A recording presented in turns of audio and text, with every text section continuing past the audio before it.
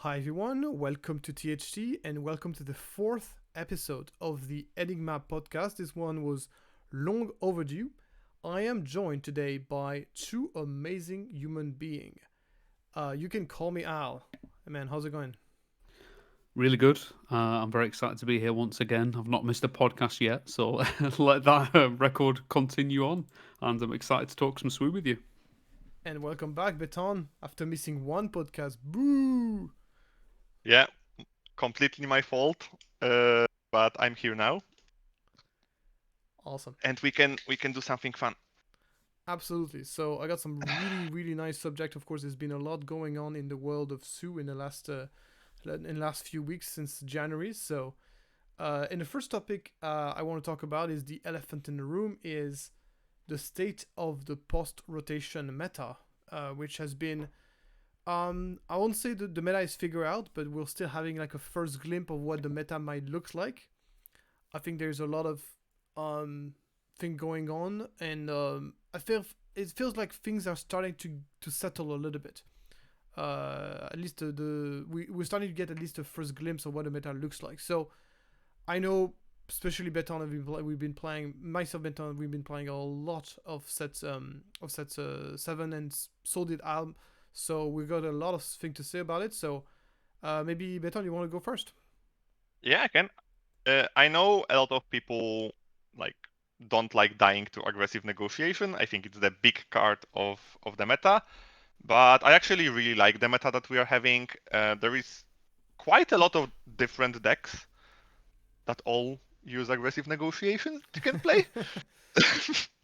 But there is a lot of new leaders, a lot of new cards from the new set are seeing play. Uh, there are pilot decks, there are aggressive decks.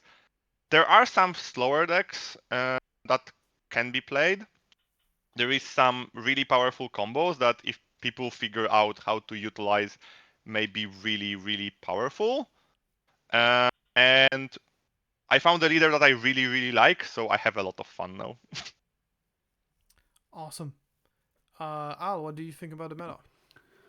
I think the meta has benefited, of course, massively from rotation in the sense that obviously things feel very new. It's hard to know whether or not this set would have had an impact on the game had rotation not happened. It may well have done, but just because most of I don't know 75% of what we were playing before is now rotated out, so I'm enjoying just trying new things. The power level being a lot weaker than it was pre-rotation is really good. And I've been waiting for rotation for a long time now, for a couple of sets actually, really. So I'm enjoying it, and whether or not the meta ends up being unhealthy in the long run, it might well do. Maybe aggressive negotiations is too good. I don't know, but I do think that tons of new leaders are seeing testing and experimenting and seem pretty strong, which is nice to see. Some of the new legendaries and things, and obviously the new bases are seeing a lot of play as well, which is really nice. The common bases, that is. So yeah, it's I think it's really cool. It's a cool time to be in SWU, and hopefully the novelty continues on until the next set. Cool. Well, I would never expected any other answer from the two aggro players of the Team Enigma, because obviously it's a good time to be an aggro player. Beton has mentioned the fact that there's quite a few decks you can play. There's quite a few decks you can play that do the exact same thing. That's what I would say. So it's a good example of fake diversity, in my opinion. So on my end, I think this meta is okay. So it's the good thing is obviously that it's new, but this is what we were expecting, right? Like it's rotation. There's no way there's not going to be some interesting thing going on because obviously everybody's going to be playing new things. So obviously we knew that the meta was going to be more than just false deck versus aggro, which is obviously the worst possible outcome. Is like, oh, yes, there's only two playable things. It's just basically playing space, um, all playing force, and because space counter force, there would be just all space. This would have been the worst possible outcome. And fortunately, it did not happen. Lawless time brought a lot of new stuff to the table, which is great. So that's about the only positive thing I have to say personally on this meta. I think it's extremely aggro centric. to a point that we've never seen before in Su, except maybe during the Django meta. But I think this is probably the one of the least diverse meta we've ever had. Once again, excluding Django. Obviously, it's still very early days, and there's still lots of things to think about. And maybe there's obviously early on in the meta, we always favor aggro, favor proactive strategies. So obviously, all that being taken into account, things might settle in a more balanced way later on. But right now, this is what is the meta right now, and for now, I'm not enjoying it. I think it's just way too, like, it's very difficult to play anything else than aggro. It's obviously impossible to play control. I think that it's also very difficult to play villainy. If you, again, like, we are again in the meta where villainy is pretty much nowhere to be seen other than just Talzin, which I think is not good for the game either. So yes, the meta is different, so that's cool, but I would more like, I think the meta is far less diverse than post rotation, and I would even say that it's far less diverse than what the meta was when we had 4 sets, which was back in set 5. I think if you compare the meta that we had back in set 5, once again after Django ban, compared to what we have now, set 5 was far more diverse. Again, once again, it's only early days, so maybe things are going to diversify, but this is the current state we are in right now. If I could just jump in quickly as well and just say that, like, I think I'll just kind of reiterate what you've said, but in another way. Like, there was definitely a world where pilot aggro was just the only way to play the game, and like, I think we, like you said, I mean, I know you said that was the positive that you'll take away from it, but it's a huge positive because, you know, aggressive negotiations might be frustrating, but in my opinion, it's a lot less frustrating and a lot less of an issue than if pilots would be good, because pilots were so one-dimensional that, you know, it's not like a raw power level thing. It's just the case that, you know, if you have the upgrade removal, you can defeat the leader, you win. If you don't, you lose, kind of thing. I hate upgrades so much in this game, especially pilots. So I'm just really happy that pilots aren't, you know, they have a place in the meta, which is good, but they're not just like dominating. I think I'm really grateful for that. And I think that, you know, the diversity of leaders the new set has brought in that are all seem really, there's so many interesting, cool, you know, potentially strong leaders in the new set that I think that there are a lot of ways to play the game. And I think aggro is too strong right now, but I can't help but think that, as you said, you know, things are going to change. We've been in so many metas where in the early weeks we've just thought one deck or a couple of decks are just really, really strong and unbeatable, and then, you know, 2 months later those decks aren't even seeing that much play. So I just think, you know, we've not had any major tournaments yet, or any tournaments really at all. We'll have to just see how those fare and if people can come up with some innovations and anti-aggro tools and ways to get around that. You know, in 3 months' time, if we're still in this position, or in 2 months' time we're still in this position, then I'll be like, okay, it was a bad set and a bad meta. But, you know, for me, the meta always feels a bit stale very early on because, you know, people just find what they think is really good, and it takes time to actually find the counter to that. Yeah, no, I don't disagree. I still very much do. Still, definitely plenty of things to explore. And in my most recent video, when I talk about aggressive negotiation, I don't call for a ban or anything like this. I just call for, okay, this is what the meta is right now, and here is the way you can help countering it. And I give a lot of ideas on how things can be, or how you can counter it. But yeah, for sure things could have been a lot worse than this, but I'm still cannot help it but being a little bit disappointed by how quickly we've been able to sort and quote unquote figure out, once again, it's not figure out, but how quickly the dust has settled on this. I would expect it with a complete revamp. I was expecting the post rotation meta to give us a bit more to chew on, if that makes sense. Yeah, absolutely. Like, and I don't think the situation is satisfying. I don't think FFG is looking at this and being like, wow, this is great. Yes, aggressive negotiation is, it's the problem that I have right now is because I think aggressive negotiation is preventing that one thing is happening because of that card. That is an anomaly in my opinion. Is the fact that basically aggro beats mid range because of that card, in my view. And because that's happening, mid range is struggling, and if mid range is struggling, then control is unplayable, and and all that stuff. And aggressive negotiation is also kind of creating that situation where you have aggro decks that draw a lot of cards, which is like the control worst nightmare. And control is also missing some key elements. Basically, control lost everything after rotation. It regained some of the stuff in the new set. The new set actually is very good for control, but because control lost so much, it needed to do everything. And we're still missing two key elements. The first element is flexible early game removal. The only thing that we have right now is Condemn, and Condemn is extremely easy to counter. So it's not really a real good definitive removal. And the second thing we're missing is good inevitability in the late game and good top end. There is good top end in Heroism, but good luck playing a control deck with Heroism without Super Lace Blast. And by the way, when I'm saying control, I'm not talking about hard control only. I'm talking about soft control as well. I'm talking about all forms of control.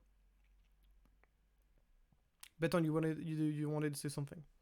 Yeah, I kind of disagree on the fact that you say that mid-range are not playable.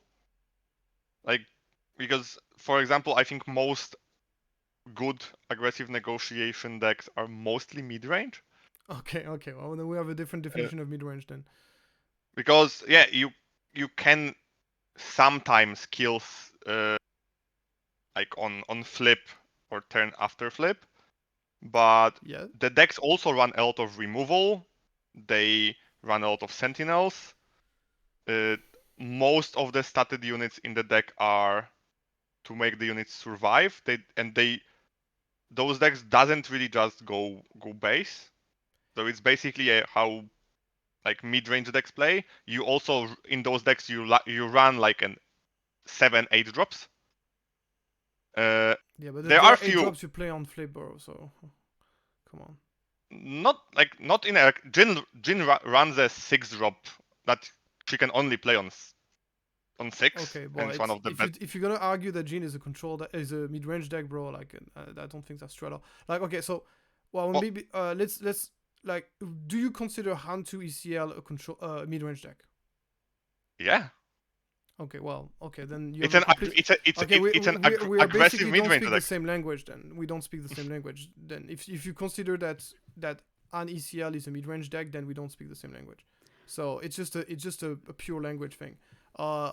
Mid-range for me, ranges from like the most from Talzin is probably the most aggressive deck I would call a mid-range deck.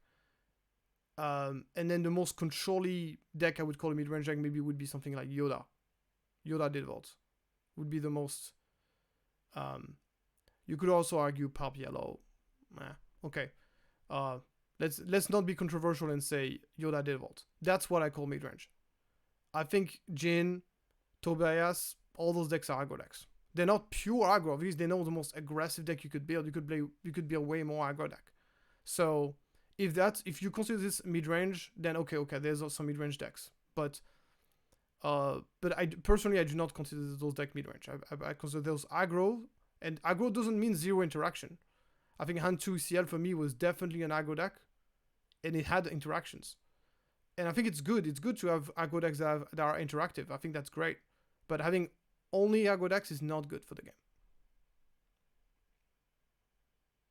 Oh, if you dump down aggro to everything, yeah, then because what about sorry to interrupt you there. What about I'm just curious about your definition. So what about Obi-Wan blue force base? Mid-range. And do you think that deck is unplayable? Is that not a quintessential mid-range deck that's playable? Yeah, okay, well, no, I mean, I say there's Talzin. Okay, there's Talzin and Obi-Wan. Okay, so the two mid-range deck that are seen play, right? It's Talzin and Obi-Wan Blue. And I think Obi-Wan Blue is you tell me if you agree with me, but I feel like the deck is, first of all, it's really bad against a Space Aggro. We're going to agree on this. Mm-hmm. And then against the it's very dependent on drawing this Consuelo turn 1, in my view. I feel like if you don't draw the Consuelo turn 1, the deck is like a lot weaker, and it's not great to have a deck that depends on drawing on in your opening hand a specific card because your odds are not great. Mm-hmm. It depends on the matchup, I think, but I do think the deck gets it's like Karas Nemec in any red hero deck. It gets incredibly powerful when you have it, and it's just a very fair deck without it. Yeah. Which, I think if I had to make a prediction about if you make a tournament tomorrow, what would happen? I think Talzin and Obi-Wan decks combined would represent maybe 20% of the meta, which is not bad. But then 80%, and that would be the only decks that are not aggro, and then everything else would be aggro. Would be different level of aggro. Okay, so ranging from Tobias to the least aggro, maybe, even though Tobias is still very aggro, but ranging from Tobias to I guess Kazuda. So you call also Luke pilot an aggro deck? 100%. Yeah, then I think in your definition there are aggro and control. There is no mid range. No, what are you talking about? I just told you Obi-Wan. mid range deck. Like because if you call Luke an aggro deck, Talzin is much faster than Luke. No. So she would be an aggro deck as well. No. Luke is much more aggro. He has almost no interaction. It's not just about speed though, right? It's about like Talzin does win the game quicker than Luke sometimes, but the difference is Talzin, her game plan involves controlling the board, whereas Luke is like you play your space unit, you hit base, and like obviously you incidentally ping things, but like you're basically just getting to your 6 deploy and slamming face every time with it, right? Like whereas Talzin actually tries to control the board somewhat. Exactly. It's a matter of a game plan, Game I don't know where Piet would fall into that. Piet is mid range, but I don't think Piet range is that great. Like Piet is like I think Piet is fully playable either. Like he didn't lose anything in the new set. Just ramp. but he got it back. Like he lost 2 ramp and he two ramp back. Yeah, but which having is to basically play. Okay, I would argue that even if if Piet had all the card that he had post rotation, if you could play like the same deck 1-to-1, I would in that meta I think it would struggle. It would still because the deck is just really weak to aggro, generally speaking. So I think if you would play Piet, the reason why Piet was successful in the previous meta is because the meta was very mid range. As I said, the most aggressive deck of the most aggressive deck of set 6 was basically Hantu ECL. That was seeing a wide amount of plays. So Piet really loved that. But in the current meta, even with the updated card, even if it had access to resupply and all that stuff, it would. I don't think it would be a good deck because it would just. Yeah, it wouldn't work out right now. I completely agree with you. I think just to basically summarize this, though, I think that if it's fair to say if the meta stays as it is right now in our testing and in sort of the Carabas meta or whatever, then it's too aggressive. There's no control. There's lots of aggro. There's a tiny bit of mid range. I think that's fair, but I do think that, again, every single meta we've ever had always starts off more aggressive and always ends up more controlling than it started. So we'll just have to see, or almost always. So we'll just have to see, like, in given enough time. Hopefully we're not in this position again in a month or two. But again, I just think, we need to give, like, people enough time to refine some of these slower decks. Yeah, absolutely. And I'm definitely don't want to... I just want to say, just like, I'm not personally enjoying it. I'm not saying it's because I'm obviously more of a control reactive player. So I'm not personally enjoying it. Of course, it doesn't mean that Beton is wrong for enjoying it. I'm not arguing this at all. Another thing that you said earlier as well is that you said that when you develop an early meta and you figure out something early, and almost very often we see it not panning out this way, and as the meta develops, but we also seen cases where it absolutely 100% does pan out this way. For example, I think there's 2 instances. So for example, I don't think the meta that we've trained for Worlds was very different from the meta we ended up having after Worlds. It was very much Force centric. It was very much Hantu. Was very much a thing. I think the only thing is like we were not expecting Boba 4 to be that good. Like Boba 4 ended up really working really great in the 4th meta. I remember.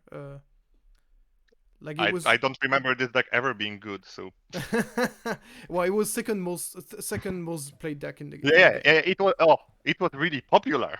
It was second most top 8 results in. So it was doing really well. Like whether it's good or not, I'll leave you to judge that. But he was doing really well. But basically, yeah. So our testing basically confirmed to be working out.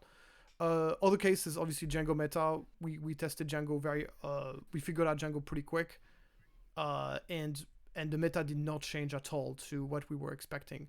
So there are cases where yes, the meta ends up being quite different from what we tested, and there's cases where it does. So it really depends. There's some, so we'll see how it goes. Cool. But even if aggressive, just very quickly on that, I mean, there is nothing so far that we've tested, in my opinion, that's anywhere near Django level.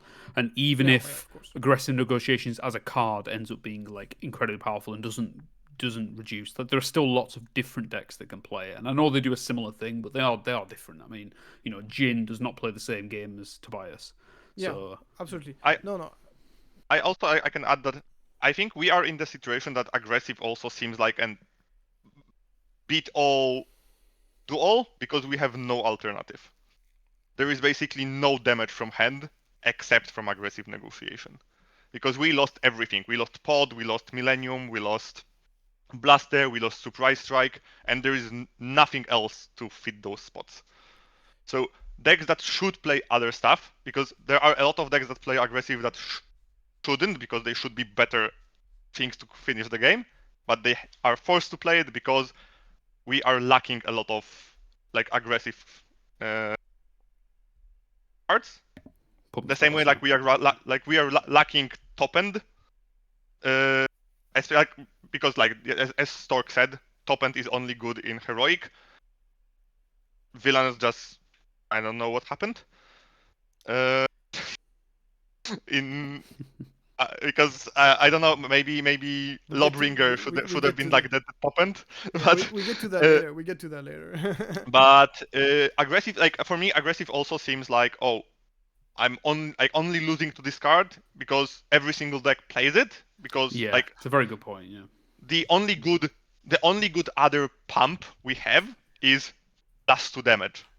Yeah. And to be fair, though, nobody ever, there was a time when Hotshot Blaster was in basically like every deck, and Surprise Strike, less so, but has been in a lot of decks as well. And nobody ever whinged about them in the same way that people are complaining about aggressive negotiations. Yeah, because impact, yeah, but exactly, that's what I mean, right? So it's not just a diversity thing. I think that aggressive negotiation does something that feels more unfair, I think, than Hotshot or Surprise Strike. Because sometimes when it deals 10 damage, you do feel a bit cheated, I think. So I do think it's like a less satisfying card as well. I agree to the fact that you don't like to dying from like 20 HP. Yeah. And I don't say I didn't. Like my highest damage from aggressive was 27. One shot. It was Tobias with double sudden ferocity with quite a lot of cards in hand. Swoo's first OTK deck. That'd be great. But like we also lost. I think that why aggressive feels really unbeatable sometimes, because we also lost all the early mid-range control stuff. Like we lost Tarkintown, we lost ECL, so it's so much harder to answer everything. Yes. Yeah. I also want to add sorry. Yeah, and even though because I don't really think aggressive is like a super powerful card in the vacuum. Because I think if we had aggressive for like what, 2 sets now? One set. Yeah, one set. And it was almost unplayable last set. Yeah, it was not. It's a weaker card than Hotshot and Surprise Strike for sure, but they are two of the strongest, probably 5 cards that have ever been in the game. So, so just to bounce back before I forgot my thoughts, because I completely agree, by the way, on the fact that a lot of decks are playing it just with lack of alternative, and that does amplify the system. But I still think the card is too good when in a deck where it's good. So there's that. Another thing as well that you were talking about answers. So I want to bounce back on this. One of the things we've lost is early game Sentinels in space. Now, and if you're playing a slower defensive deck, playing in space is very difficult. Playing defensive in space, all you gotta do if you're playing Jin is play 2 space threat. play 2 space units. Very hard to answer this for a more defensive deck. I'm not even talking about the control deck. I'm just talking about a more defensive deck. Very difficult because there's just simply not. We lost the Bright Hope. We lost the 1/4 Sentinels in space that get +2 attack. Well, all the good space Sentinel, the early game space Sentinels are basically gone, and that's a major problem. I think they should have printed at least one good early game space Sentinels in the new set, in my opinion. Yeah, space is awful. Like, not in the fact that there cannot be space decks or space interaction, but every single good answer to space is locked in like cunning heroism. Yeah. For some reason. And it's really annoying. Like, for example, I play Beckett now. Luke was an annoying deck to play, and other space pilots actually as well. When I was looking for answers, there was like nothing. Until I got to just, okay, I just need to play mass board clear because I can play it on flip. Or retaliation, which is like, it's a really awful answer, but it answers. Yeah, so the extra that can kill eaters. But I would much prefer to just have a space unit, and in 3 colors, because like Beckett is in 3 colors, there is one space unit that has any decent stats. Howler is the only unit that trades even equally with other, like with the heroic stuff, because like I don't even think there is a 3/4 unit I can play. Yeah, one of the yeah, but you're in a unique position where you're not running heroism or villainy, though, right? So like that's quite a Tobias specific problem. Sorry, go on, Pierre. Yeah, I also wanted to say that another thing that tilts the meta towards red very strongly as well is that obviously space aggro is quite strong, and what's the best way to deal with space aggro is upgrade removal. There's only one color that has access to them now, which is red. Yeah. So those two things combine aggressive negotiation power, plus the fact that red is such an important card. Outer Rim Constable is an auto included as a 3-of in every single red deck because it answers condemn and it answers. It's good against control, it's good against space aggro, so what else can you ask for? And it's even good against like lightsabers and stuff, so it's just a no-brainer. Yeah, I think they might just emergency reprint of Confiscate. I would like a Confiscate that costs 2. I think Confiscate for 1 was too much, but a Confiscate for 2 would be great. Like a universal upgrade removal that costs 2 would be good in my opinion. I would say it wouldn't fix anything, because I talked about it today with Humble that if you play against Luke and they play Chewbacca on turn 2, and your answer is playing Outer Rim Constable, you are still losing. Because they still can attack with their ship, they can still kill the Outer Rim Constable, so you basically skipped a turn. And it's like, skipping a turn is not what you want to do versus aggressive aggro decks, if you can call them. So you need to have an answer that pays lower, especially when it's the only thing that the card does, because like Confiscate is a card that can be dead. So I run now System Shock, Outer Ring Constable. They are good cards. I think every single color should have, like, Outer Ring Constable could have just been a neutral card. Yeah, but then it would be silly. It would just be played everywhere. And upgrade would be unplayable. I think there needs to be. If you're gonna make a card that is true neutral, it needs to be worse and significantly. Yeah, I think he could have been. I was not even thinking about you talking this in the context of dealing with Chewbacca. I think against Chewbacca, I think there's fair few answers, especially in blue. So I think if you either play blue or red, you're basically okay against Chewbacca. I was most thinking about just, for example, answering space leaders and stuff like that. Yeah, there's the fact that there is no answers to leaders at all in the game at the moment is actually a problem. Yeah, a lot of people have been regretting Rival's Fall. I think not having Rival's Fall in the game is really bad. But basically, the game lacks answers in general, as a general. Yeah. Because FFG decided to say, well, we don't want control to exist in the game anymore, and I think this is wrong. and we could make an entire conversation about this, so it's not really the point. We're just gonna run on to the next topic, unless you guys have something else to say about the Yeah. post rotation meta. Yeah, I just mean it's not even Rivals' fault. We also lost like every single other, because like, okay, we lost Barav. They didn't want Barav to be this oppressive, quote unquote, because I don't think it ever was. No, But the new Wars Barav doesn't even target leaders. It's worse, and then it's worse on top of it. what card are we talking about? The 5 mana +2/+2 kill something that has lower attack. Oh yeah, but there's what's it called? Craving power that you can use. Yeah, but Craving Power is an old design. I think they want to get rid of it as well. And it also Craving Power is locked into villainy. Yeah, but so was Barrage. So Yeah. But I think we need cards like Barav, like Craving Power. I never was against Answers. The card that I didn't like from control decks, because for example, I never thought Power of the Dark Side was a bad card for the game. I think it was a little bit annoying when we didn't have any answers to them. So like, I think cards like Namek, even though it shouldn't be as powerful as it is, but cards that create a token that can answer this, it was always okay for control decks. The cards that I hated in the controls was Vigilance. yeah, agree, 100% agree. I think. Yeah, go ahead. Yeah, I think that we need. I hope the next set will broaden it up.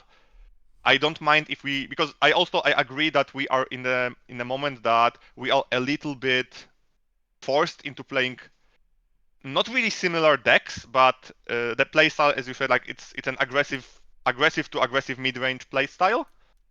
Even though I think we have a lot of variety in that playstyle, if it would be more than one set to just this, I think we will have a big problem. Yeah, So yeah, like just on that, remember how much once the Django Fed was banned. Remember how diverse the jump to light speed meta was, and that was on 4 sets. That was on the same yeah, number of sets. So you yeah. understand that And there's a problem of variety here, clearly. Anyway, but okay, to be honest, that's one last point to that meta. It was also the worst meta we ever had. I so disagree with this. I can't even. Well, we're not even going to start that conversation because I 100% disagree. I think actually, now that I think about it, in terms of variety of playstyle, and I this was my favorite meta. I think, now that I think about it, the jump to light speed. Remember, Space Aggro was not good in jump to light speed.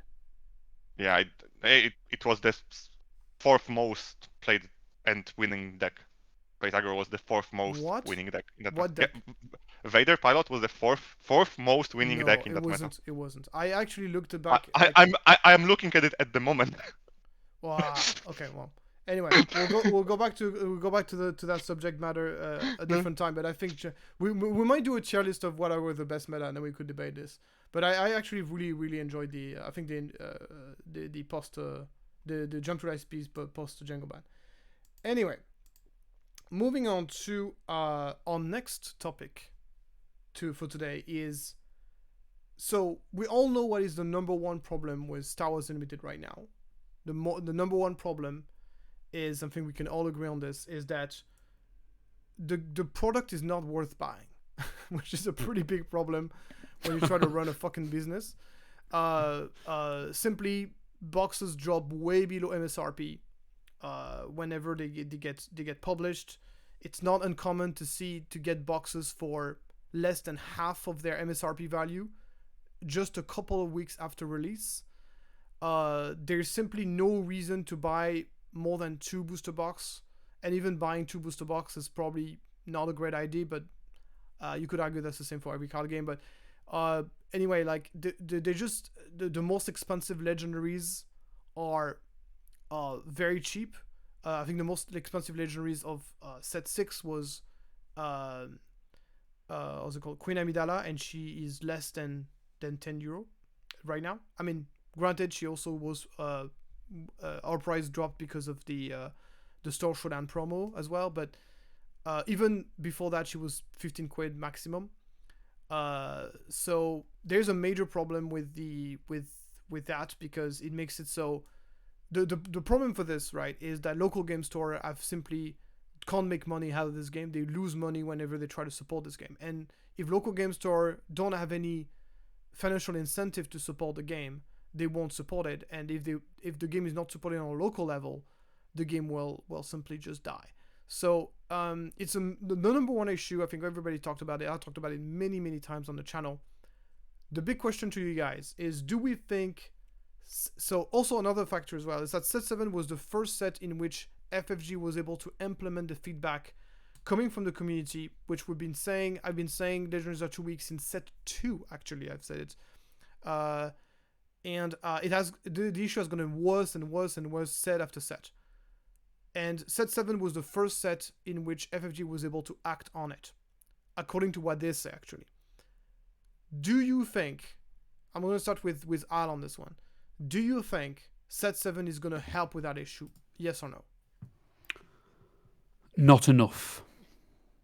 Not enough. I've looked through. I think the way to answer this question is you go onto SWDB, you type in set LAW for Lawless time, rarity legendary. You look at the 5, 10, 15, 20 legendaries that are in the set, and you look at them and think, okay, like how many of these are reasons to open boxes? And in my opinion, I was positive about the meta, even though, but I'm not going to be positive about this because I don't think, as much as it's not the worst, I don't think this is by any means the worst set we've seen in terms of legendary quality. I think we needed really high legendary quality in this set. I think we needed this one to have like 5 chase legendaries. Everyone wants to open boxes, cleanse everyone of that horrible taste in our mouths of boxes being worthless. And honestly, like, if the meta is as aggressive as we think it will be, almost none of these legendaries are going to see any play. So I think hopefully the meta will stabilize and then we'll probably have a few playable ones, but they're just not strong enough in my opinion. They're really not. And I don't think there's enough reasons here to open boxes of Star Wars Unlimited, in my opinion. So no, I don't think they've done enough. What are the legendaries that you think are going to see play? Well, the meta as it stands right now, I'm not sure if I could even point to one where I'm like, that is definitely going to see play, because the thing is about legendaries, they're expensive, and not they're not expensive in terms of buying them. They're expensive in terms of the cost of playing the card. There's very few cheap ones. The cheapest one's Anakin's Pod Racer, which I don't think is going to see much play. So they cost too much to see playing an aggressive meta. So aggressive decks tend to be cheaper. But yeah, single reactor ignition, really cool, really great card. Great legendary. I'm glad they printed it. But if control's not a thing, that card's not going to see any play. Max Rebo's cool, interesting. Trying to create a new archetype, it's not going to see play. Liberty, really strong, powerful card, but it does cost 8 at the end. That's probably the best one, and it costs 8 at the end of the day. So how much play is it going to see? I don't know. Ray, great anti-control legendary, cool ability, fantastic. In an aggro meta, it's going to see no play. So honestly, maybe the Strange is the one that's the closest, but I can't point to any legendary and say for absolute certainty that card will see play. To me, yeah, well, very much agree. Anything to add, Beton? I think Stranger will see play. Yeah, for sure. But with that, if I need to pick one, it will be the one I see. I think they need to go away from legendaries need to be expensive in sake of cost. We need to have legendary 2, 3, 4 drops. Even they don't want to do legendary 2 drops because they don't want everybody be forced to buy them. But 3 and 4 drops, we should get powerful legendaries.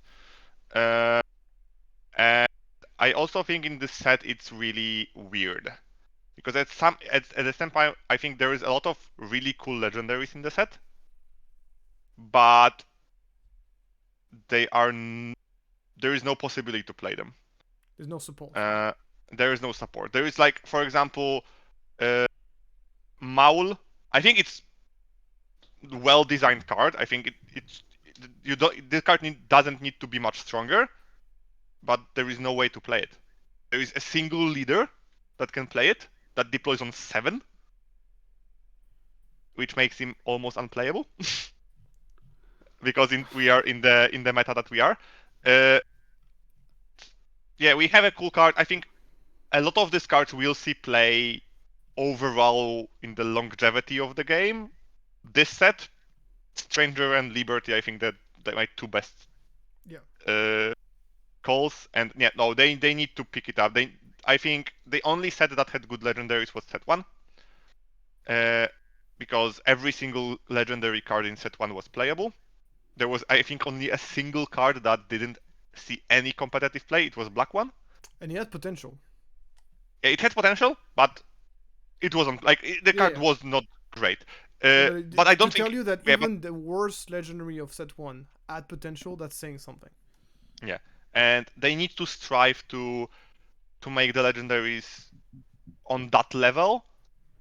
Because, for example, like I think the best example of it is the new look, the new legendary look. It's an iconic card. It's an iconic power level. It's locked into triple aspect.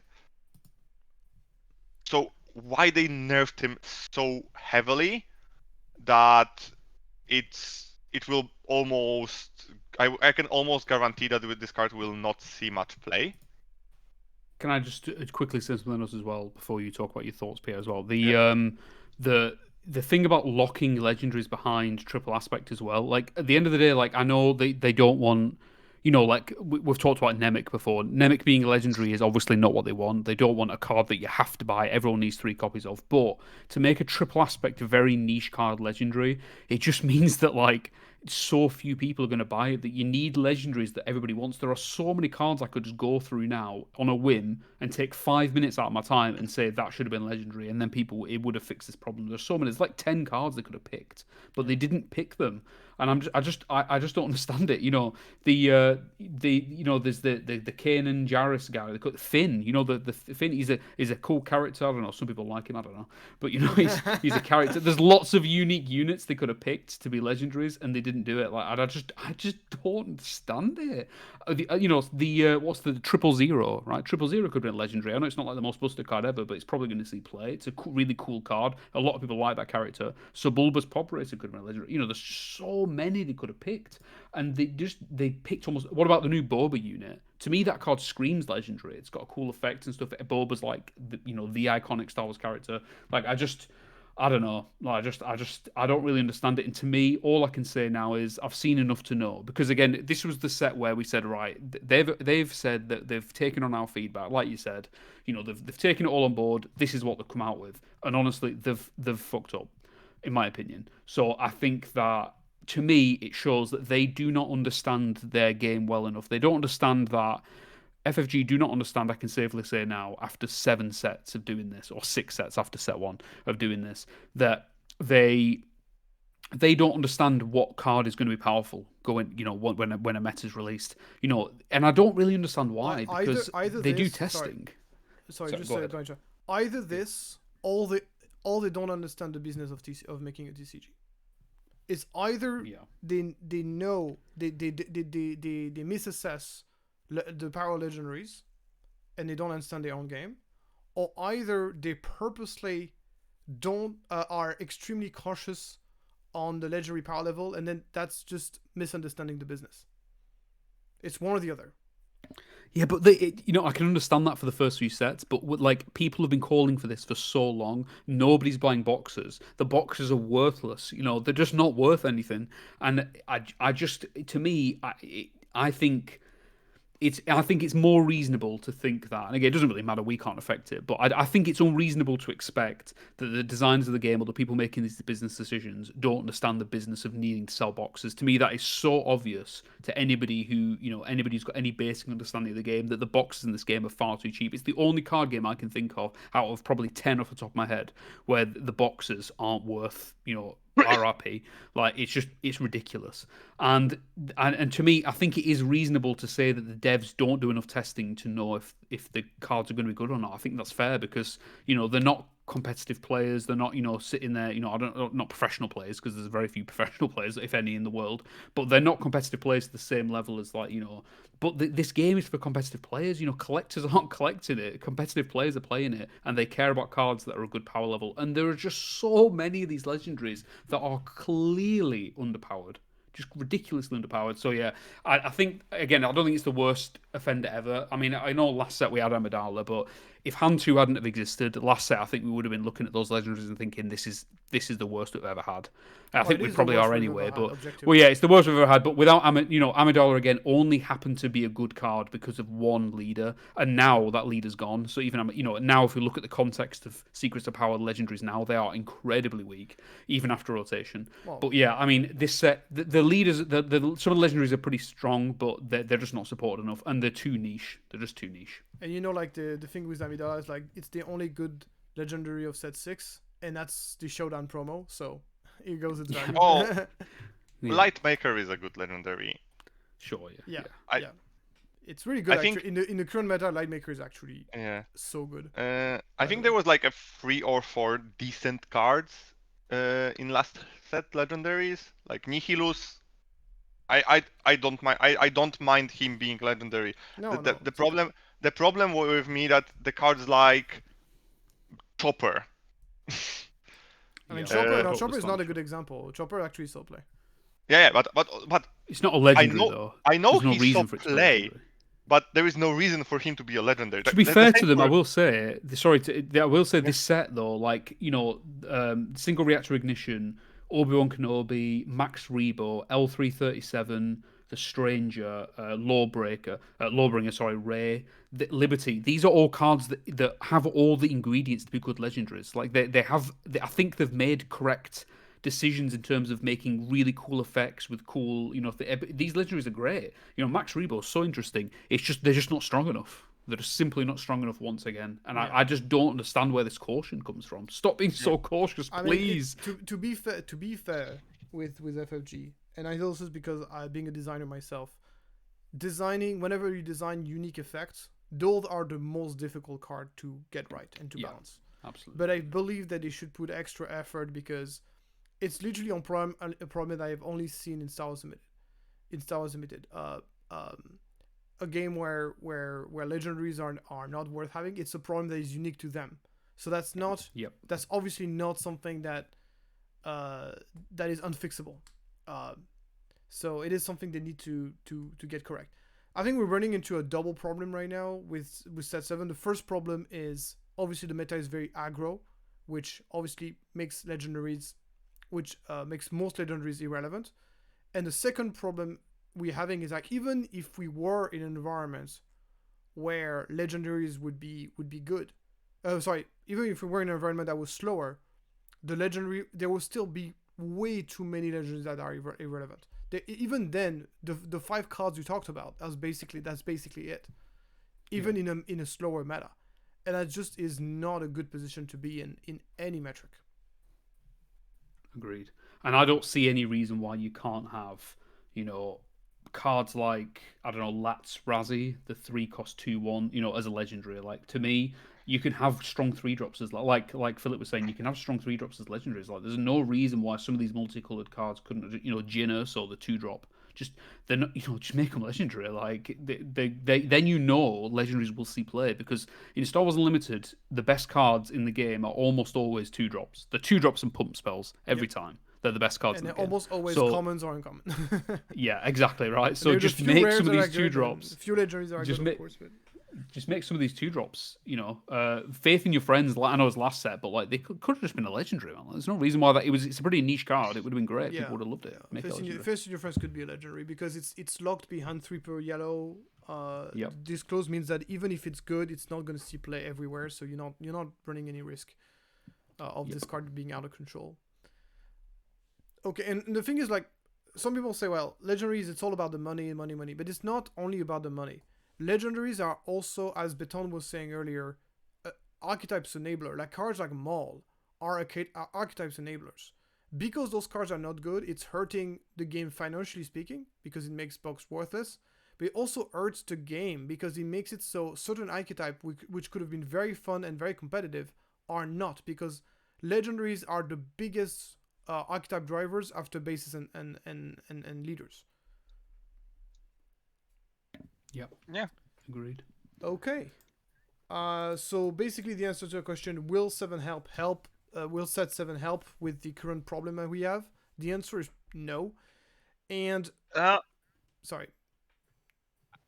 I think it will slightly, because we are also post rotation, and you will need a lot of cards from the new set, because what they made well in this set, that most of the set is good.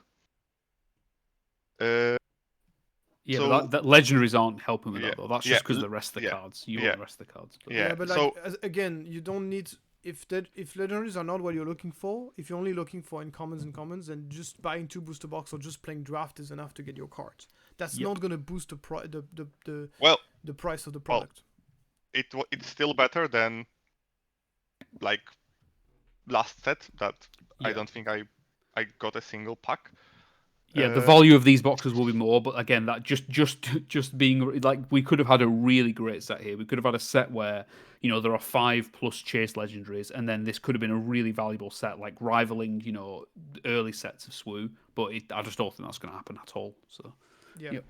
And they did say so. Basically, their claim was that this set was on the same power level as Shadow of the Galaxy for legendaries, and that set 8 is going to be on the same power level as Spark of Rebellion in terms of legendaries. So, do you agree with the statement that this set is on the same power level as Shadow of the Galaxy regards into legendaries? how many?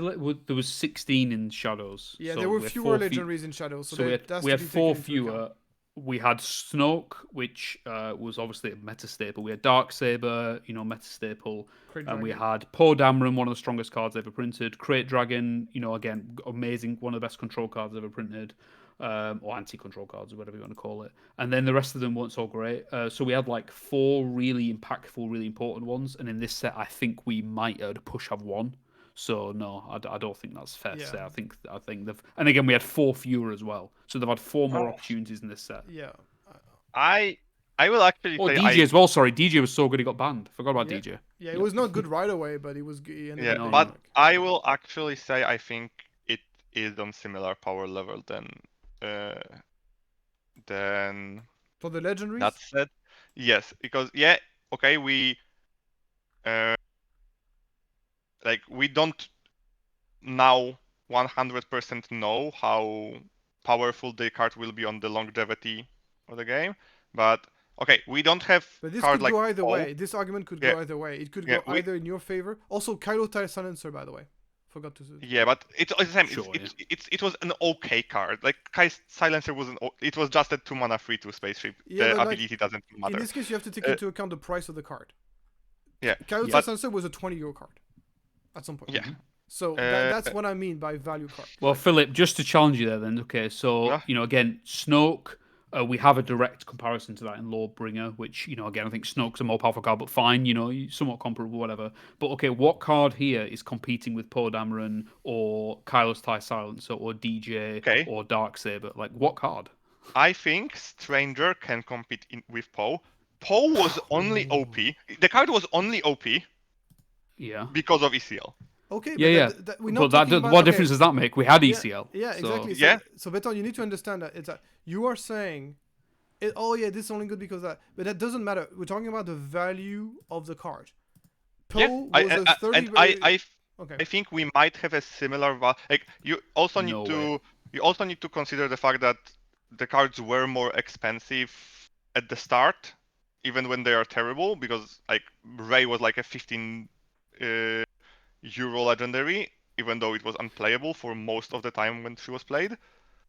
Because Poe Dameron has been a meta-defining card, though. Like, the Strange is just a good, strong card in a very specific, you know, triple aspect thing. Like, it's never gonna be the value of Poe Dameron. There is no way on this earth that card. I think single reactor ignition might be value-wise similar to. Yeah, I can see that.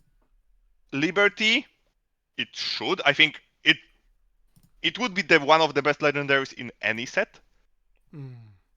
Uh, I think even if you put Liberty in set 1, it would still be one of the good legendaries. Oh yeah, for sure. Yeah, for sure. Yeah. But like, so there, I think there are chase legendaries. I think the big problem with the set, because we have so many of them. There is like more legendaries. There is too many of those legendaries that are completely unplayable, and it was the same in Shadows of the Galaxy. Well, can I just say, to that point, Kylo's Tie Silencer, hyper-aggressive card for a very specific deck. Dark Saber, hyper-aggressive card. Supremely the Snoke, hyper-control card. Crate Dragon, the anti-control top end. Poor Dameron, mid-range masterpiece. DJ, very specific. Like, there was cards across all archetypes. Here we've got a control, 2 expensive cards and the Stranger. Do you know what I mean? Like, we don't have like good early, like the early cards were Chewbacca's terrible, Hondo Anaka, which is terrible, and then Anakin's Pod Racer, which again is just like a mediocre card, and like that's it.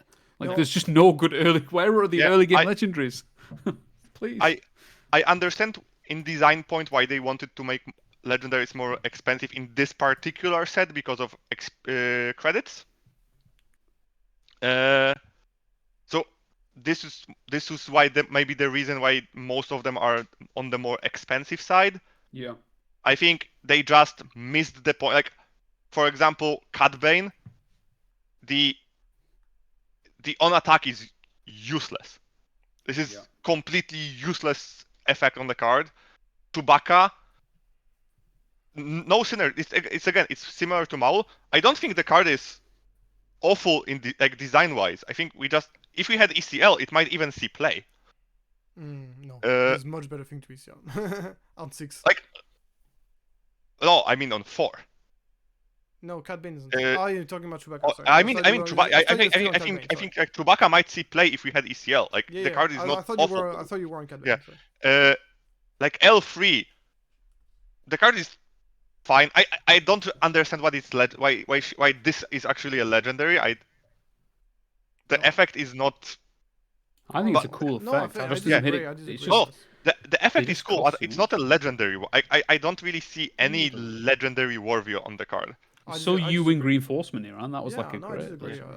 Maskanata, I have no idea what they thought about this card. I completely have no idea how this card. We're not gonna review every single legendary. But I want to take one. I don't know how they tested that card, and thought, this card not only should be in the game, it should be a legendary. Yeah. Sure.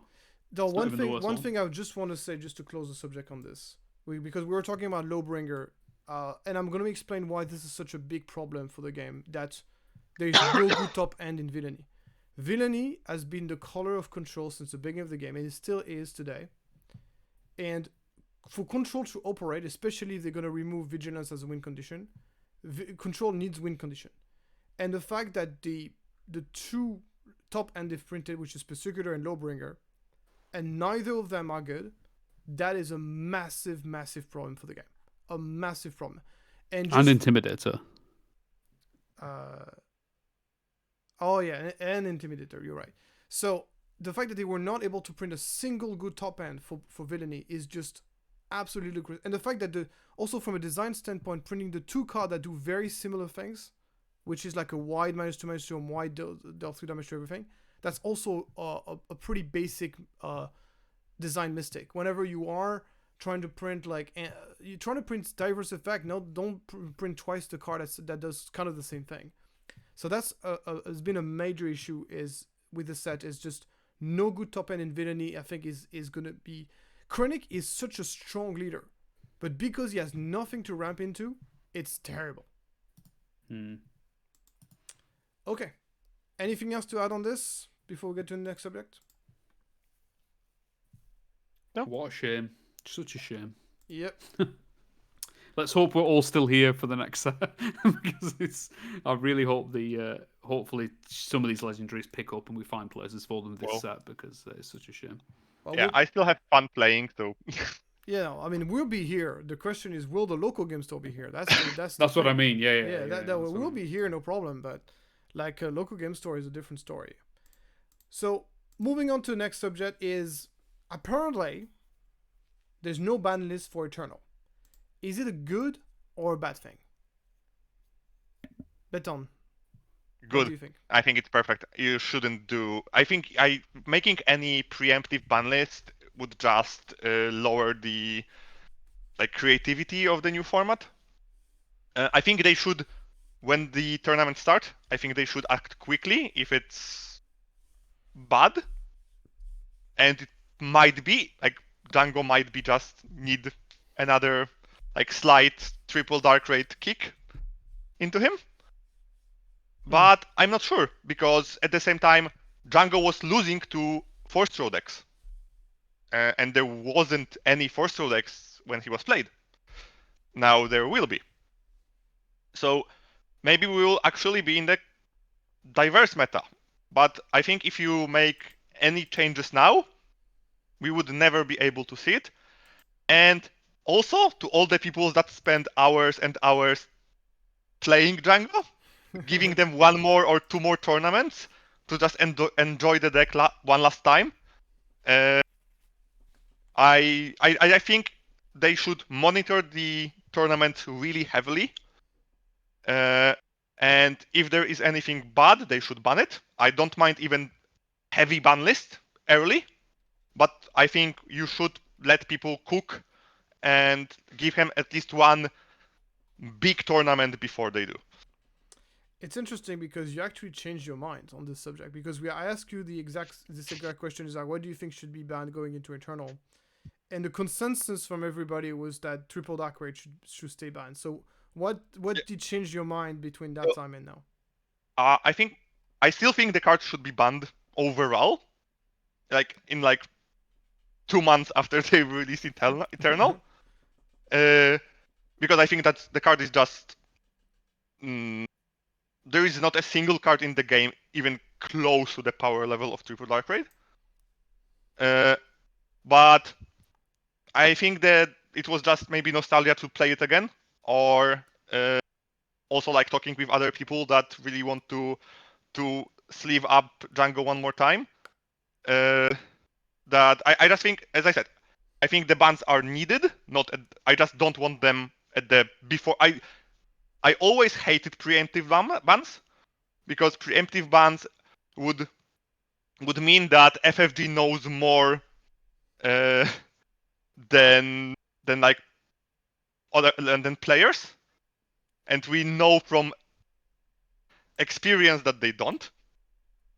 so I think it would be much better for the game overall if they don't do any preemptive things because that may go really really badly. Okay. What are your thoughts, Al? Similar, I think. I think to me, it's clear that we shouldn't go into the format with a ban list in place already because, again, I completely agree with the sentiment that when it comes to what's competitive and solving a meta, FFG know far less than the competitive play base of the game, which is fine. I don't think that's a huge issue for this, but yeah, I think Well, just like every clearly, single dev ever, like there's no a yeah, well, single dev exactly team that right. knows better than So the players. No. no, exactly. So go into it. Don't make any decisions. Let the players. At the end of the day, like this is a completely different game. Eternal, maybe not very immediately, but it's very soon. It will be a completely different game to Standard or to Premier. So I think don't go in with the ban list initially. If Django is literally like 70% of the meta or whatever, it's winning every tournament with the first few tournaments, then fine. But to me, I think with all the sets that have released, there must be some things that can challenge Django, and if there isn't, then they can ban it. I don't think anybody's going to be like crying about a couple of Eternal PQs being Django dominated. Like, so what? Let's just see how it goes and see how the meta plays. I think that's clearly the right decision. If they turned around and said, which would be a terrible idea, but if they turned around and said, oh, by the way, Galactic Championships this year is going to be all Eternal, then maybe I would consider it differently because I wouldn't want that to be a horrible tournament that's ruined. But Eternal, to me, because it's not the main competitive format and never will be, like, they can be more experimental. There can be metas that are a bit less appealing. People can always play Premier. Premier is a more delicate thing that needs to be handled better. So I honestly wouldn't I wouldn't go in with banning Triple Dark Raid either, and I'd be very surprised, honestly, if Django Triple Dark Raid is completely dominant in Eternal, because there's just so many other new things that we didn't have back then. So I'd like to see what people can come up with, and then at the end of the day, if it's busted, just ban it. It's fine. It's not the end of the world. We can just ban it. So yeah, I really don't think they should go in with a ban list. I think it's a great idea to not have a ban list initially. Okay, we got the idea. So I agree, but I'm gonna play devil's advocate here. One of the things that could be a little bit of an issue is that it's not only about the scientifically correct thing to do, which, in my view, I think I agree with you. The scientific thing is to let the players experiment and see how it goes, because, as we said, there's been a lot of cards and they might find a counter, but I think there's just some people who might not be willing to give the format a try because they just don't want to play into Django. They know, like, they might. I think a lot of people are not excited about Eternal right now because of that, and maybe kicking your format in the nuts right at the gate like this might not be the best way to go. With that being said, I pretty much agree on the fact that Eternal is more like a fine wine. It's a format that's gonna get better over time, so we need to give it time. And I don't think people are gonna be interested to play Eternal right away. But I think the fact that there's no ban list is definitely not helping. So on the short run, probably negative, but on the long run, probably better. And that'll be interesting if people can come up with something that can challenge the game. That can challenge the deck, because I think one of the things is Control was actually doing pretty well into Django. So maybe with the new control tools that we got from Lawless time, there might be a deck here that can beat Django, and maybe of course you mentioned the Fortho decks, maybe you would be able to help as well. So that's gonna be interesting. Yeah, as well. Just with I think with Eternal as well. Like, to me, if people are going to play the format, is going to be largely dependent on, one thing I've learned about SWU over the past 7 sets is that it is like most of the play base is competitive players, right? That's the vast. Obviously, there's plenty of people who play really casually, and there are people who collect it, though not many of them. Unfortunately. Unfortunately, but this game is predominantly a competitive player. People go into the big, the tickets sell out for the big tournaments, the sectors and the regionals. People go there, they play the game. People go to PQs. Lots of PQs do really well, even though local play, I think, is struggling a bit in a lot of places. People go to the big events. So I think if they want Eternal to work, the simple decision, you just have to make some of your events Eternal, and then people will play the format. If there's an Eternal regional championship in like 6 months' time, I would be very confident it will get a lot of players. It won't get the same numbers as Premier, but I'm sure it will get a lot of players going to it. Hundreds of players will go to it, and it'll still be a successful event. I don't disagree. Yeah, so I don't think honestly, if fewer people play because they're like, they're bitching and moaning about Django or Bob or whatever. Like, at the end of the day, like, I know Django was like a problem for like 2 months. If people are really that traumatized by Django, like, then they need to chill out, because, do you know what I mean? It wasn't like we had 2 years of Django ruining the game. It was like a very brief period where he was OP. And like, yes, in 2 years' time, if Django's been busted in Eternal and have done nothing about it, then then I agree it's a problem. But for, like, come on, like, for the first few PQs where we don't know if Django's even going to be busted, like, we've got to let people have a chance. There's definitely things you can play instead of Django, and you might have success. So I think if people aren't playing Eternal because they're worried about Django, then they need to just like reassess their decisions. Yeah, no, it's fair. No, I mean, I think we all agree on this. Probably Triple Dark Raid will have to be banned, but eventually. But for now, let's the ball rolling and see what happens. And there's another X factor that's gonna come onto Eternal. And before I get to that subject, I just want to let you know that this podcast is sponsored by Card Market, the best marketplace to buy and sell cards in Europe. And you can pick up Bo-Katan Cries on Card Market for only €1, one of the best rare of Secrets of Power, only for €1. And I still think this card is going to be great post-rotation, if it slows down just a little bit. Cool. So getting into the next subject, which falls directly into what we were talking about, is the fact that we now know that the Twin Sun specific cards will be playable in Eternal. So it's gonna be like in kind of like in Eternal Master, certain set that just bypass the standard format and just goes directly into the Eternal formats like Modern and Legacy in Magic. I'm gonna give my thoughts first on this. I think this is a fantastic idea. It's gonna allow Eternal to differentiate itself even more than before than even faster than what otherwise having to wait for set that goes into it. So it makes Eternal feels more special because there's going to be like more new card. It's going to differentiate itself from the old Premiere even faster thanks to this. It also allow basically people who are not interested in playing. As also, it's a smart business move because it means that even people who are not interested in Twin Suns will be eager to purchase those decks, and those people who are will have to buy a full playset of those deck boxes. Of those pre-constructed deck, so even more money for FFG. Finally, they're making greedy moves.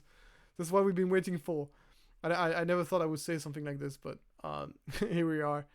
And I think that's a great move. And I think that a lot of the card that they're printing, honestly, when I saw the spoilers from the Twin Suns decks, I was actually more excited for those spoilers than I was from the Secrets of Power. Lawless Time spoilers. I don't know about you guys, but I just find there's a lot of very powerful cards there, but nothing that seems busted and nothing. I feel like there's a lot of this card that could have just been printed in a regular set and be perfectly fine. It's hard to disagree. uh, I was mostly just sad that most of the cards are not in Premiere. Exactly. Yeah. Because they are good. They are cool cards. I think that's the biggest one. They're just cool cards. And I'm actually really happy that they did it that way. I think it will reinvigorate that formats will feel different because of it. So I completely don't mind that they are in Eternal. I'm not as happy about being forced to buy all 4 of them as a pre-off.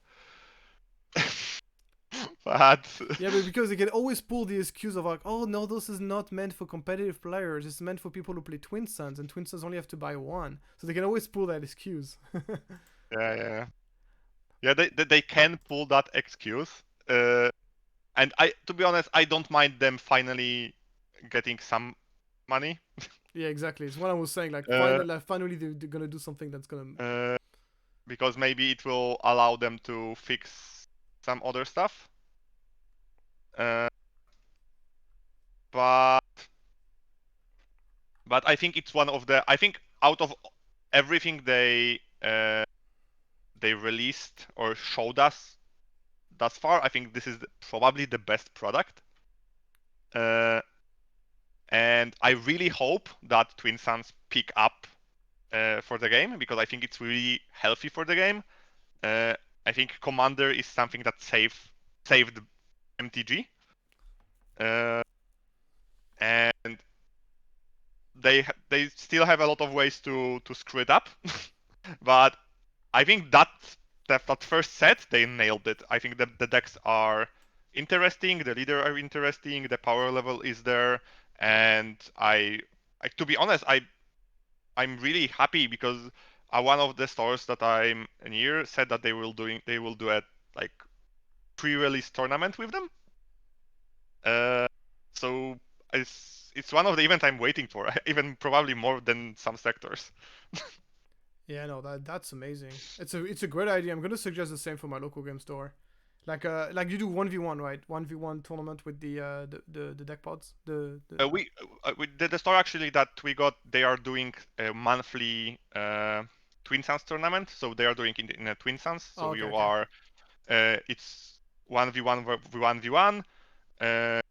It's locked to 16 players, and every single tournament I had most of the play like limit, because it was just something cool to play, and you just go game 1, everybody plays, then winners of all the tables play, and then second places, third places, fourth places, and you got prizes for every the first table got the best prizes, and the fourth table got the lowest prizes, but they still got something. So there's this basically a tournament with 2 games, but you determine the winner and the top 4 within those 2 games. Al, what are your thoughts on the? I don't have much more to say than you guys. I'll just say that again. I agree. I think it's a great idea. I wish we were in the world where I was complaining, saying, "Oh, this is such a greedy move. Why have they done this? Like, the game's so expensive." But it really isn't. So I don't think we can complain too much about having to buy a product. Eternal should have as many cards as possible. This is again another reason why I agreed with not having a ban list, because I just think it should be all the cards that you could ever play in SWU, with the exception of ones that we absolutely have to ban because it ruins the game. Like, unless we absolutely have to, I want to include everything. So make Eternal really open, include these cards. I don't play Twin Suns personally. I've got no interest in casual formats, so I won't be playing it. But yeah, maybe I'll pick up some of the singles if I need to from the sets if they're good in Eternal or in a deck I want to play or whatever. So yeah, it's great for the game. I think just making a product people want to buy is good, and hopefully think decisions like this will help to support local game stores. So we'll have to just see if it ends up doing that. But yeah, Yeah, I don't like I said, don't have much more to say. Yeah, for sure. Like, if Eternal is just a little bit popular, those sets will sell out. And I'm so glad that they didn't do. This is the thing, right? When I first they released Battle for Hoth, I was one of the few people who said that it's really a shame, they're really missing out. It's really a shame that none of these cards are good, or almost none. And you could have used the exact same argument for this set. They could have released like very, very weak cards, and it was like, oh yeah, and people could have put the same excuse and say, oh yeah, this is not meant for competitive play, this is meant for casual, so what are you complaining about? Well, this is what I'm complaining about, is that it's a missed opportunity. Here we have a product that is both great for casual players, because it's going to be for Twin Suns. It has tons of great possibilities with iconic characters, and it's also great for competitive players because there's some playable cards for Eternal. So I don't understand how those two things are mutually exclusive. You can make a set which is excellent to teaching the game, and at the same time make that set have some actual good cards in it, so competitive players can buy it too, and you can make more money.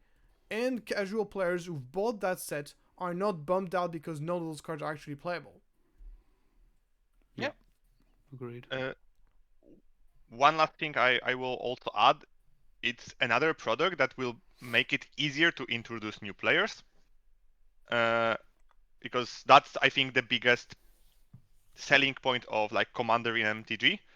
I think most of new players that coming to Magic at the moment are from Commander. And because it's so much easier to just, hey, come to me, I have 4 decks, we can just play a board game. Yeah. And a lot of Star Wars have the mechanics of the game are so good that it's really easy to introduce new players. And I'm they just need more. I think this is a great start. I think they should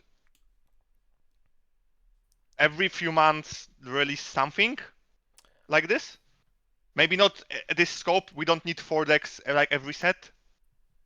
Deck every set would be cool. Or every 2 sets a pair. It will make Eternal always fresh. I wouldn't also mind something like this for something like Battle of Hoth product for standard Premier. If the meta is really stale, I think that product would be really good last set. But yeah, this is really, really positive for me, and I hope we just get more. As every single set I say this, I think we are getting into the right direction. Sometimes it's 2 steps forward, 5 steps back, Sometimes it's like tiptoes to the right directions, but they are going there. We are far away, sadly, to it being perfect. But nonetheless, the game is still amazing. Uh, it's really fun to play. The community is awesome, and like every single big event is selling out, which is really good. So I can just hope that they keep getting money from it. Yeah, that's exactly. It's a good way to. Yeah. Um. Can Well, I we're still. just We'll, sorry, I just wanted to quickly say as well, just because I think I've come to the end of the topics. Just very, very quick one. I just wanted to. I'm curious to get your opinion. I think people, listeners, would enjoy when you've said what you wanted to say there, Pierre. Is just what's your guys' favorite card from the new set? The card you're most excited to play with. The card that you're really excited about. I thought it'd be a cool way to end it. for Lawless time. A lawless time, yeah, lawless time. Oh, I actually answered that question. I answered Just that. while you're doing that, I'll just say mine. Yeah, go ahead. Han Solo, the new one drop Han Solo unit for me. I just love that card. I love. Obviously, I'm an aggro player. I love aggro units. I love early game units, and I think that I'm really excited to play that in Gar, ECL, in Eternal, and also I'm playing it in Premier as well. And yeah, I just think the card's so cool. Like, he just starts off as a little one drop and then like scales up into this huge unit. It reminds me of like um, so many different cards from other card games that start off one drops that grow bigger and stuff, and I really love that card. It's really like giving me nostalgia from other card games, which has been really nice. So I've loved Han Solo Hibernation, sick. Okay, so I I have actually did yeah. answer that question earlier. So I actually had 5 cards. L337 because it's one of the coolest cards to build around. Unfortunately, now I know it's not good enough, but back then I thought this was a cool card. It's a great design. It's just a shame that it's just not quite there in power level. Liberty because I think without Liberty, it's impossible. Liberty is literally the only slow card that is actually pretty good in the game, and single alongside single reactor ignition. So basically, Lando because Liberty because it makes Lando possible. I don't think it would be possible to play Lando if Liberty was not there. Single reactor ignition because it makes playing control possible, even though in the current meta not really. But again, if ever the meta slows down a little bit, without single reactor ignition, there's no control deck. So for me, it's an important card. Jin Urso because it's the most fun. It's the most one of the most fun card I had to play with. Honestly, the new Jin. Nobody talks about her, but because she's locked between three plus pay requirement, but she's very good. Yeah. Mm-hmm. And then Max Rebo, one of the most interesting out of the box design they've made for this set. So all 5 of these cards are really great. Awesome. Okay. I have 3, and every single one is for a different reason and for a different like format. So competitively, which I wouldn't like say before I played, is Rio Durant. I didn't expect this card to be so fun to play. And I also didn't expect to be so competitive. And I think it's good. It's of course it's amazing in Beckett, but I think it may find like a sneaky way into other decks because it does counter some specific like decks, and also is one of the most amazing combination with Stolen 80 Holder. Second card is because like because Aisiola was not good enough already. Needed help. What was not good enough? Aisiola. Yeah, of course that's uh, the second card was Arvel Skin. Okay. I always liked what's that? the 3 mana 4/3 when played on attack, destroy a credit token, deal 1 damage to base or a unit. Okay. I always like answers. Like my favorite cards, most my favorite cards in the game are answers. And this is an answer you can just play. and it's not as punishing to completely invalidate the deck, so like the credit decks. So I think it's a really, really well designed answer. But my favorite card from the new set is card that if I say the name, you will probably not know what it does. It's Shield Drive Outfitter. Oh, Is is it that the one that gives the a credit blue to boss one? player? Yeah, it's a 1 mana, 1/3, pay Yeah, that gives a 1, shield. give a shield token to a unit. Sip can explain why, but in few words, he really hates that card. Is Because for limited? it is for limited. It's actually a decent card, and having a shielded sentinels can be really annoying. Yeah. And this card art is also something that I is knew you were also going to really, say that. really annoying. Because he's like pulling that face that I've just looked at the art now. He's actually really annoying. You really want to smack him. Yeah, Yeah. okay. I can see why you like that card so much. Yeah, and I just had fun because whenever I play it versus Sip when we test, it's like a reoccurring joke that That's that fantastic. now I will play something you will hate, and it's a 1-drop on Oh, great. on like turn 7. But yeah, that's my answer. I thought you were gonna say swoop bag marauder. I'm disappointed. Yeah. It's a shame that card's not better, right? Nah, sorry. I thought we could make another swoop racer card playable, as we did the first one. It's but not unplayable in Jin. It's not but unplayable in Jin. yeah, I think it might be unplayable everywhere. I mean, it's suboptimal. Yeah. It's suboptimal, but it's not unplayable in Jin. Yeah, I have no idea why it's 4/4. Like, we have neutral for drop in Dr. Afra Yeah. that has 4 mana, 4/5. Draw a card out of 3. It's a rare. It's a rare, bro. That's the thing. Yeah, if Yeah, that was now- a 4/5, it was so good in limited. Yeah, she is a rare, but the 4 mana is double aspect. Oh. Yeah. Like, why it doesn't? I would even prefer this card to be a 3/5. Like 4 HP on 4 cost makes the card almost unplayable. Okay. It's similar with Chewbacca, so happen. Okay, cool stuff, guys. Anyway, thank you so much for being part of this podcast. I think we had some really cool conversation. We hope for the better for the game, and we're also looking forward for the iconic set as well. We have no idea what this is going to be about, but I like to give FFG the benefit of the doubt, and I'm super excited to know what they're gonna cook up for this one. I don't even know if it's gonna be like competitive focus or casual focus or. Yeah, we will see. We will see. Anyway, thank you so much for following us. If you enjoyed the podcast, please leave a like and subscribe, and obviously follow us on the different platform. Follow Beton, of course, on the Soup Racers. Follow Al, not on his YouTube, but because his YouTube sucks. but follow him, of course, as he's casting many events. Yeah. Thank you so much, and I'll see you next time.